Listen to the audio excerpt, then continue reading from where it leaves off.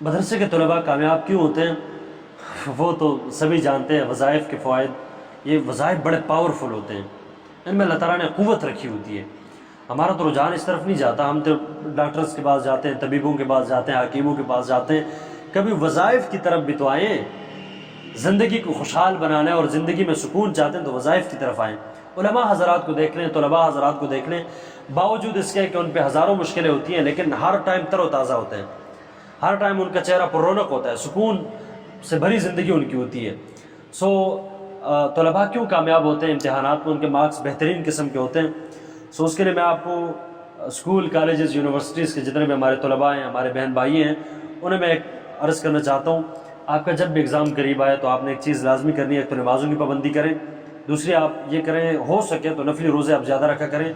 ہم سے اکثر گناہ ایسے ہوتے ہیں جو ہماری نجی جو زندگی اور بالخصوص ہماری صحت پہ اس کا اثر پڑتا ہے، تو ان میں سے ایک گناہ بد نظری کا بھی ہے، ایک گناہ نعوذ باللہ من ذالک، اللہ ہم سب کی حفاظت فرمائے، زنا کا بھی ہے۔ آپ نے نمازوں کی پابندی کے ساتھ ساتھ آپ نے روزے رکھنے ہیں۔ جتنے زیادہ آپ سے روزے رکھے جائیں گے اتنے آپ کا ذہن جو ہے وہ فٹ ہوگا، اور جتنے آپ زیادہ روزے رکھیں گے اللہ تعالیٰ آپ کے ذہنی طور پہ آپ کو وسعت دے گا، ذہن آپ کا کھلتا جائے گا۔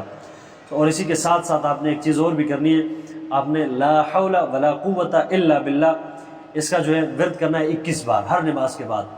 5 وقتہ نماز آپ پڑھ رہے ہیں، نمازوں کی پابندی کر رہے ہیں، اور آپ چاہتے ہیں کہ امتحان میں میرے مارکس اچھے ہوں، بہترین رزلٹ میرا آئے، تو آپ نے ہر نماز کے بعد 21 مرتبہ یہ جو ہے لا حول ولا قوت الا باللہ امتحان تک، بلکہ رزلٹ آنے تک، اسی طرح آپ کا نتیجہ آنے تک آپ نے اس کا پابند ہونا ہے، اور اس کی پابندی لازمی کرنی ہے۔ انشاءاللہ آپ اپنا رزلٹ دیکھیں، پہلے والے رزلٹ میں آپ کا جو ہوگا وظیفے سے پہلے اور اس عمل سے پہلے کا جو آپ کا رزلٹ ہوگا اس کو دیکھنا، اور پھر بعد میں اس والے رزلٹ کو دیکھنا جس میں آپ نے وظیفے کی اور اس عمل کی پابندی کی ہوگی۔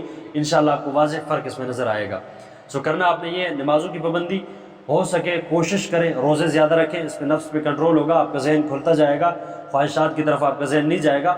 اور اس کے ساتھ ساتھ لا حول ولا قوت الا باللہ 21 بار نہ کم نہ زیادہ ہر نماز کے بعد آپ نے پڑھنا ہے۔ انشاءاللہ پھر آپ اپنا رزلٹ بھی دیکھیں، اور آپ اپنی ذہن کا بھی آپ موازنہ کریں، پھر آپ دیکھنا کہ آپ کا ذہن کس طرح اللہ تعالیٰ